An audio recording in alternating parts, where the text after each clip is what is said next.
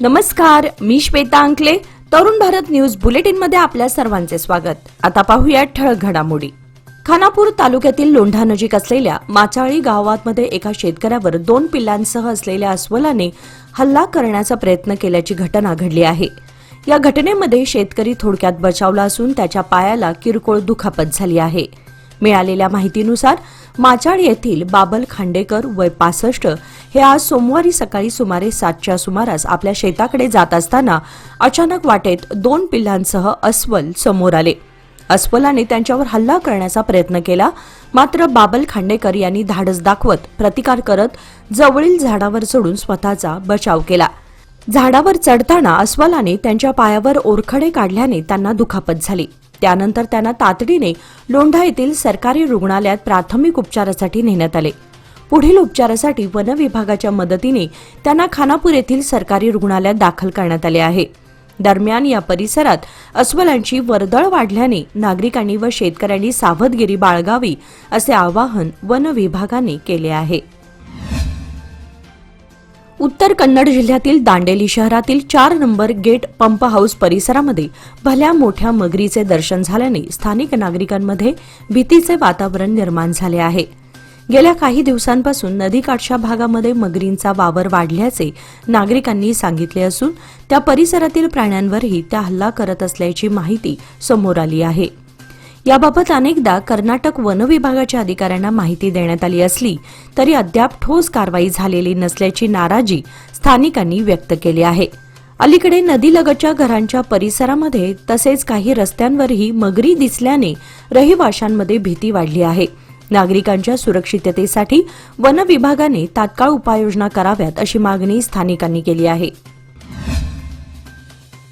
बेळगाव शहरामध्ये सार्वजनिक ठिकाणी प्राणघातक धारदार शस्त्र बाळगून दहशत निर्माण करणाऱ्या गंगाधर लक्ष्मण कुळन्नूवर वय 35 याला माळमारुती पोलिसांनी अटक केली आहे. पोलिसांनी त्याची झडती घेतली असता त्याच्याकडून लोखंडी तलवार जप्त करण्यात आली. अलीकडे बेळगाव शहरात धारदार शस्त्रासंबंधित भोसकाभोसकीच्या घटनांमध्ये वाढ झाल्यामुळे कायदा व सुव्यवस्था कायम ठेवण्यासाठी पोलिसांनी अँटी स्टॅबिंग पथके स्थापन केली आहेत. या पथकांकडून संशयितांची झडती घेऊन त्यांच्याकडील शस्त्र जप्त करून गुन्हे दाखल केले जात आहेत. आरोपीने सार्वजनिक ठिकाणी दहशत पसरवण्याच्या आणि गैरकृत्य करण्याच्या उद्देशाने तलवार बाळगल्याचे स्पष्ट झाले असून या प्रकरणात माळमारुती पोलीस ठाण्यात गुन्हा दाखल करण्यात आला असून पुढील तपास सुरू आहे. कागवाड पोलीस ठाण्याच्या हद्दीमध्ये मोटारसायकलवरून जाणाऱ्या व्यक्तीस शस्त्राचा धाक दाखवून पैशांची बॅग व मोबाईल फोन लुटल्याप्रकरणी पोलिसांनी एका आरोपीला अटक केली आहे. आरोपीकडून दरोड्यात लुटलेली 2,81,000 रुपयांची रोख रक्कम आणि मोबाईल फोन जप्त करण्यात आला आहे. घटनेनंतर पीडित व्यक्तीने कागवाड पोलीस ठाण्यामध्ये तक्रार दाखल केली होती. त्यानंतर पोलिसांनी तात्काळ तपास सुरू केला. तपासादरम्यान संशयिताचा शोध घेऊन त्याला अटक करण्यात आली असून या प्रकरणाचा पुढील तपास कागवाड पोलीस करत आहेत. शहरातील कनकदास कॉलनी अनगोळ माझगाव मार्गावरील तलावानजीक मटका घेणाऱ्या 2 जणांना टिळकवाडी पोलिसांनी ताब्यात घेतले आहे. त्यांच्या जवळून मटक्याच्या चिठ्ठ्या व रोकड जप्त करण्यात आली आहे. नागप्पा कल्लप्पा नायक वय 45 व संतोष यल्लाप्पा वाजंत्री वय 28 अशी त्यांची नावे आहेत. टिळकवाडीचे पोलीस उपनिरीक्षक विश्वनाथ घंटामठ व त्यांच्या सहकाऱ्यांनी शनिवार दिनांक 7 मार्च रोजी ही कारवाई केली. या दोघांनी सूरज कंगराळकर राहणार कनकदास कॉलनी याला चिठ्ठ्या पोहोचवत असल्याची कबुली दिल्यामुळे एफआयआर दाखल केला आहे. बेळगाव तालुक्यातील पिरणवाडी गावामध्ये कचऱ्याची समस्या गंभीर बनली असून अनेक ठिकाणी अस्वच्छता वाढली आहे. ग्रामस्थांनी पिरणवाडी पट्टण पंचायतीकडे तातडीने उपाययोजना करण्याची मागणी करत येत्या सोमवारपर्यंत समस्या न सुटल्यास भव्य मोर्चा काढण्याचा इशारा दिला आहे. नारायण मुचंडीकर यांच्या नेतृत्वाखाली ग्रामस्थांनी पंचायतीकडे निवेदन देऊन कचऱ्याची नियमित उचल न होणे, गटारी न स्वच्छ करणे आणि आसपासच्या गावांचा कचरा पिरणवाडीमध्ये टाकल्याची तक्रार नोंदवली. पंचायतीच्या अधिकाऱ्यांनी समस्येची दखल घेत लवकरच आवश्यक कार्यवाही करून कचऱ्याचा प्रश्न सोडवण्याचे आश्वासन दिले. जमखंडी तालुक्यातील जंबगी केडी गावामध्ये बिबट्याचे दर्शन झाल्याने ग्रामस्थांमध्ये भीतीचे वातावरण निर्माण झाले होते.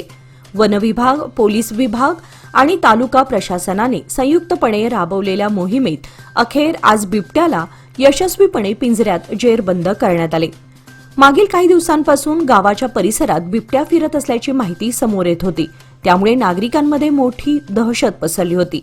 या कारवाईमध्ये स्थानिक शेतकऱ्यांचेही सहकार्य लाभले असून बिबट्या पकडल्याने ग्रामस्थांनी सुटकेचा निश्वास टाकला असून पुढील कार्यवाही वन विभागाकडून करण्यात येणार आहे.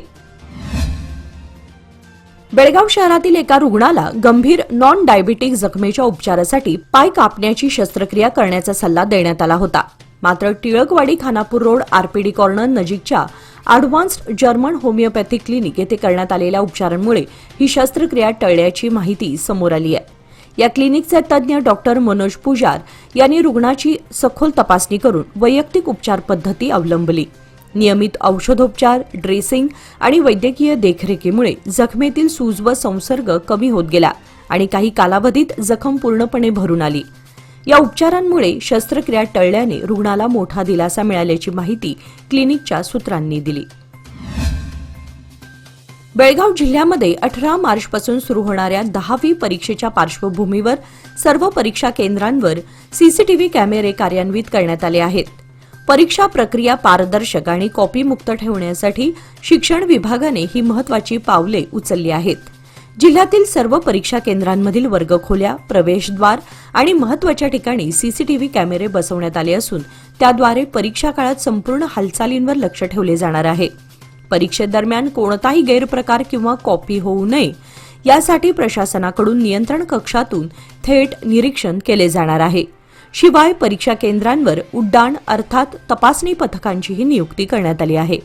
तसेच परीक्षा केंद्र परिसरात अनावश्यक गर्दी टाळण्याच्या सूचना देण्यात आल्या असून प्रशासनाच्या कडक उपाययोजनांमुळे 10वीची परीक्षा सुरळीत आणि कॉपीमुक्त वातावरणात पार पडेल असा विश्वास अधिकाऱ्यांनी व्यक्त केला आहे.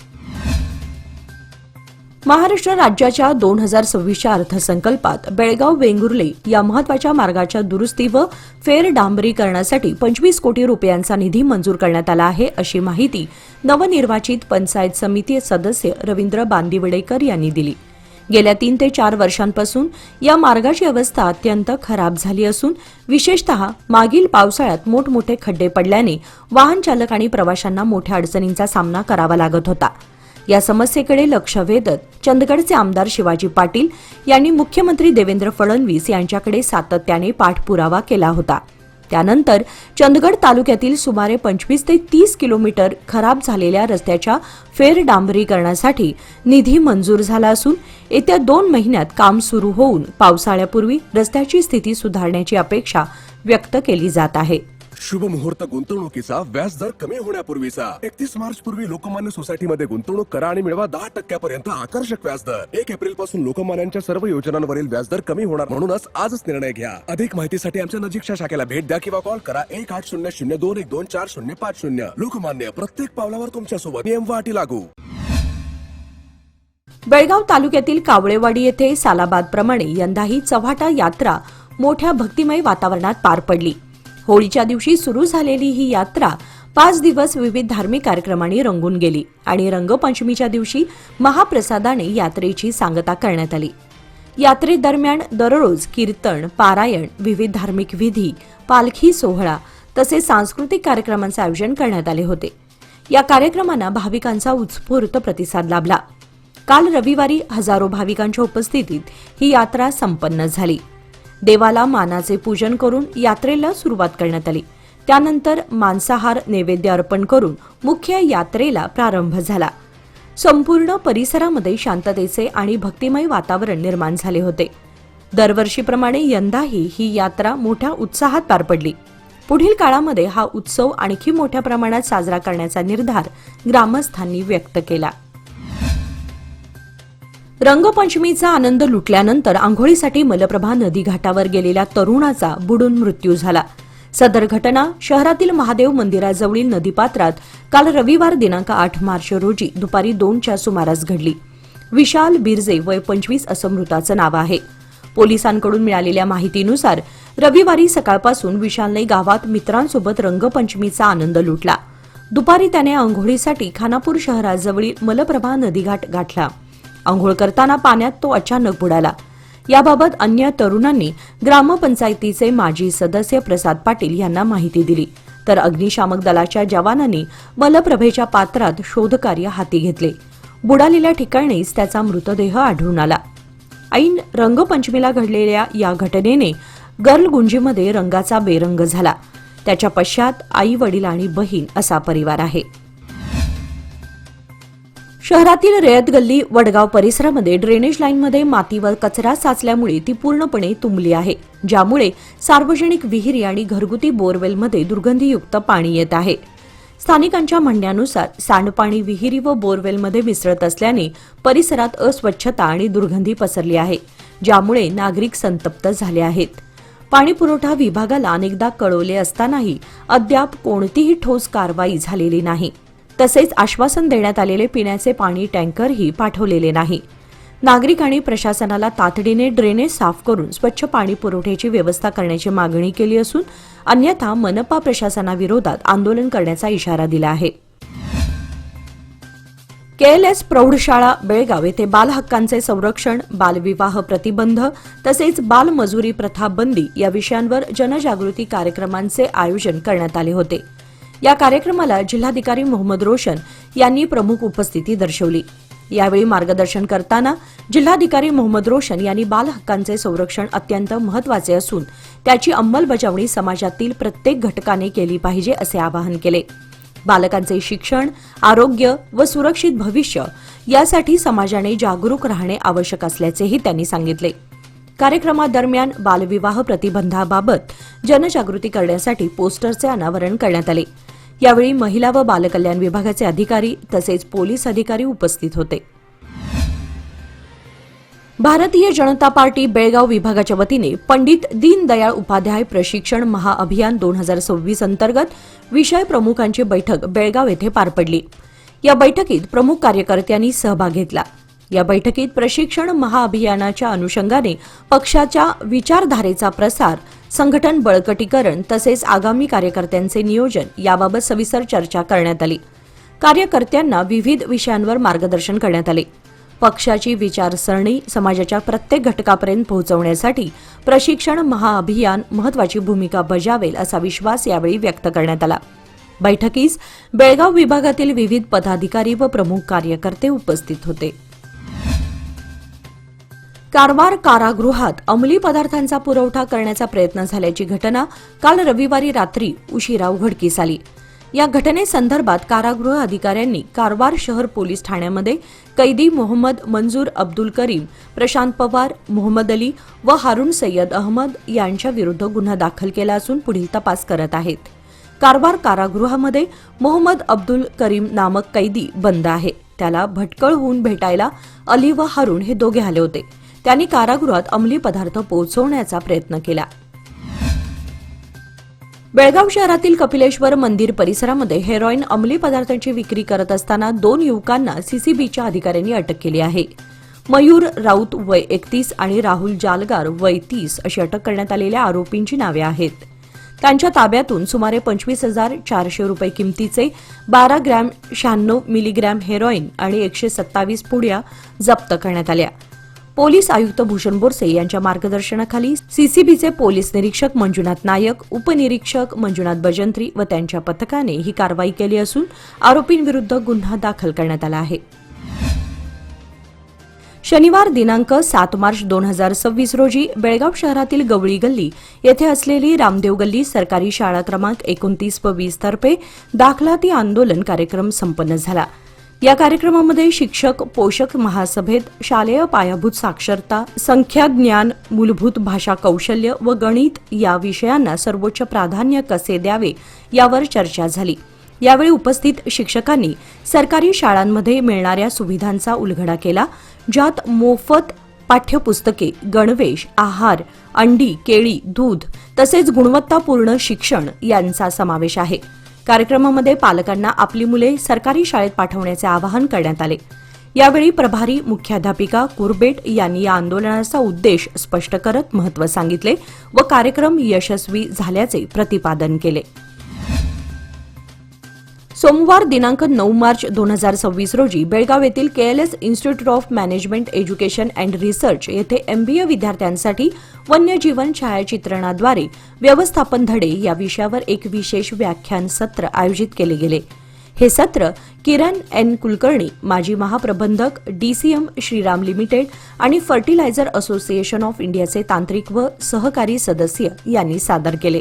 कार्यक्रमाचे संचालन डॉक्टर आरिफ शेख, संचालक केएलएस आयएमईआर यांच्या मार्गदर्शनाखाली झाले, तर डॉक्टर सुशील के पारे यांनी कार्यक्रम समन्वयक म्हणून काम पाहिले.